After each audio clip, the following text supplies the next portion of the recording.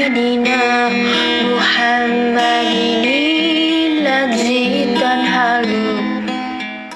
Bismillahirrahmanirrahim. Assalamualaikum warahmatullahi wabarakatuh. Kecewa terhadap doa. Boleh tidak kita kecewa terhadap doa karena yang terjadi doa kita tidak dikabulkan, atau malah dikabulkan sebaliknya? Boleh tidak? Jawabannya adalah tidak boleh. Tidak boleh ya kita kecewa terhadap doa. Tidak boleh seorang kecewa karena khawatirnya itu sebenarnya kecewa kepada Allah Ta'ala. Kalau seorang hamba sudah kecewa kepada Allah Ta'ala, maka berarti hamba itu sudah sangat tidak tahu dirinya, mengingat betapa banyaknya nikmat yang telah Dia berikan dan karunia yang Allah Ta'ala berikan semenjak dia lahir hingga dia dewasa, dan tidak bisa mengerti membedakan antara arti syukur dan arti kecewa. Seorang hamba yang tidak tahu diri, di antaranya tandanya adalah setelah dia diberi kenikmatan bertahun-tahun, ternyata hanya karena satu masalah atau kekurangan kecil, dia melupakan semua karunia Allah yang telah diberikan. Coba kita lihat di zaman sekarang ini, tidak sedikit orang-orang yang Allah takdirkan fisiknya ada cacat seperti cacat mata, yang tidak bisa melihat namun ia bisa menghafal Al-Quran dan tidak mengelola dengan kehidupannya. Apabila kita kembali ke cerita orang-orang di masa dulu, maka kita akan dapati mereka tidak mendapatkan kenikmatan sebagaimana yang diperoleh orang yang hidup di masa sekarang, namun mereka tetap selalu bersyukur kepada Allah Subhanahu wa Ta'ala. Bisa jadi doa yang tidak dikabulkan disebabkan oleh perbuatan hamba itu sendiri yang tidak mengerti ada berdoa dan atau ada penghalang dikabulnya doa yang dilakukan oleh orang itu. Berikut ini kami terjemahkan dengan pemberian aturan keterangan dari Syekh Utsaimin terkait terkabulnya doa. Sebelum itu kami akan menerjemahkan arti dari kenapa doa tidak dikabulkan atau malah yang terjadi adalah sebaliknya. Apa saja sih yang membuat doa itu tidak diterima atau tidak dikabulkan, atau malah sebaliknya, dan kapan doa itu mustajab?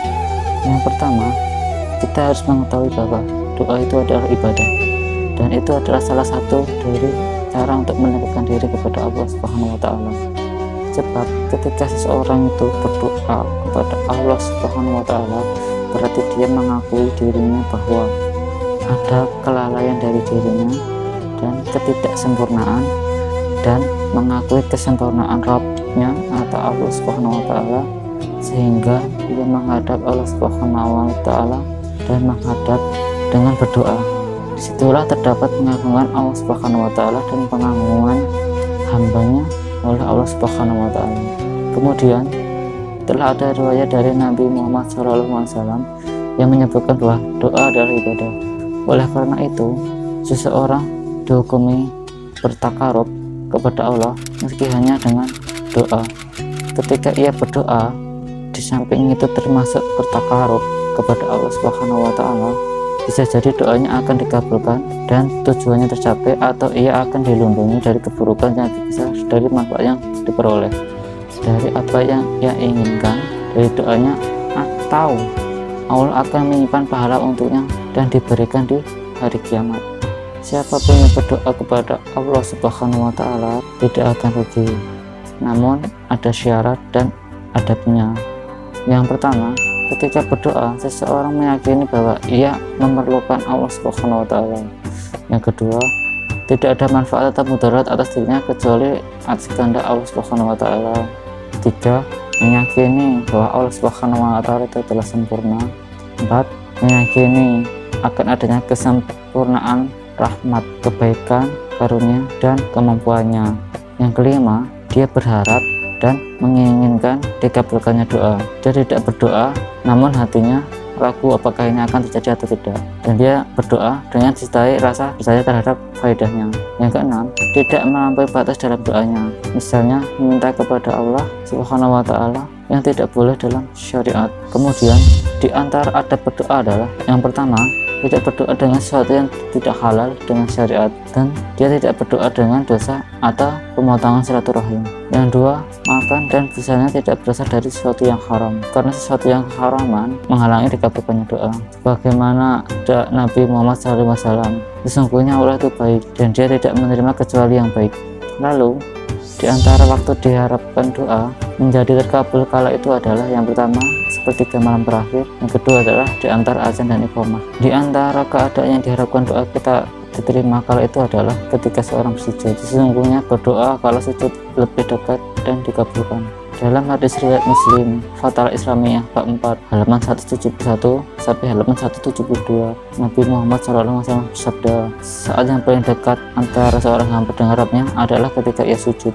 Kemudian terkait penghalang dikabulkannya doa adalah yang pertama, lemahnya doa itu sendiri, karena doa yang dipanjatkan tidak disukai Allah Subhanahu wa taala disebabkan mengandung unsur permusuhan. Dalam hadis riwayat Muslim nomor 2735, senantiasa doa seorang hamba akan dikabulkan selama ia tidak berdoa untuk meminta berbuat dosa atau memutus silaturahim, dan selama ini ia tidak meminta dengan tergesa-gesa atau istijal. Ada yang bertanya, ya Rasulullah, apa itu istijal? Jawab beliau, jika seorang berkata, aku sudah berdoa dan memohon kepada Allah Subhanahu wa taala, tetapi dia tidak mengabulkan doaku, lalu ia merasa putus asa dan akhirnya meninggalkan doa tersebut. Dua, lemahnya hati yang berdoa dan tidak menghadap Allah Subhanahu wa taala ketika berdoa. Yang ketiga, adanya hal-hal yang menghalangi terkabulnya doa, seperti memakan barang-barang yang haram, doa dalam keadaan lalai dan tidak serius, atau adanya dosa yang menumpuk dalam hati. Rasulullah SAW pernah bersabda, wahai manusia, sesungguhnya Allah Ta'ala itu Maha baik, tidak menerima kecuali yang baik, dan sesungguhnya Allah memerintahkan kepada para rasul. Allah Subhanahu wa taala juga berfirman dalam surat Al-Mu'minun ayat 51. Ya ayyuhar rusul kulu minat tayyibati wa'malu salihan inni bima ta'maluna alim.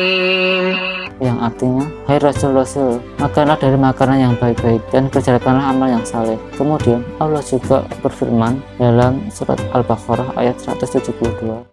Ya ayyuhalladzina amanu kulu min thayyibati ma razaqnakum washkuru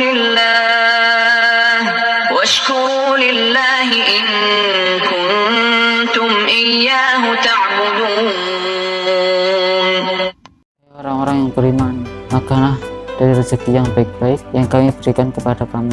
Kemudian Nabi Muhammad SAW menceritakan seorang laki-laki yang melakukan perjalanan jauh, rambutnya kusut dan berdebu, lalu mengadakan kedua tangannya ke langit seraya berkata, Ya Rob, Ya Rob, sedangkan makanannya haram, minumannya haram, pakaian dari yang haram, dicukupi dari yang haram, maka bagaimana mungkin doanya dikabulkan? Hadis ini diriwayatkan oleh hadis Muslim nomor 1015. Yang keempat, tergesa-gesa minta dikabulkannya doa, kemudian tidak berdoa karena merasa lambat dikabulkannya doa. Rasulullah SAW bersabda dalam hadis riwayat Bukhari nomor 5981 dan Muslim nomor 2735, dikabulkan doa seorang dari kalian selama ia tidak terburu-buru, di mana ia berkata, aku sudah berdoa namun belum dikabulkan doaku. Yang kelima, tidak bersalawat sebelum berdoa. Dalam silsilah al-hadis as-sahih al-Albani menukil riwayat dari Ali bin Abi Thalib radhiyallahu anhu, setiap doa terulang sampai salawat atas Nabi Muhammad SAW diucapkan.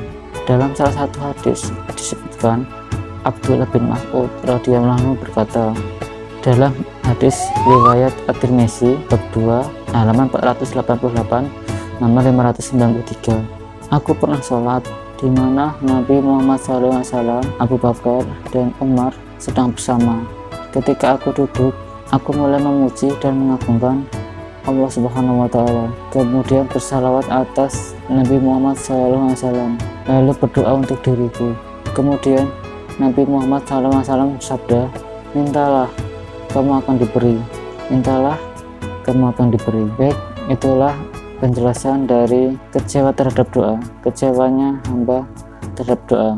Kita tidak boleh kecewa atas doa-doa yang kita panjatkan, karena secara umum doa seorang muslim itu tidak ada yang tidak dikabulkan. Semua doa seorang muslim itu pasti dikabulkan. Oke, itu saja yang bisa saya sampaikan. Bila taufiq wal hidayah. Wassalamualaikum warahmatullahi wabarakatuh. يا شاب البال قرب من حبي طالع لي لو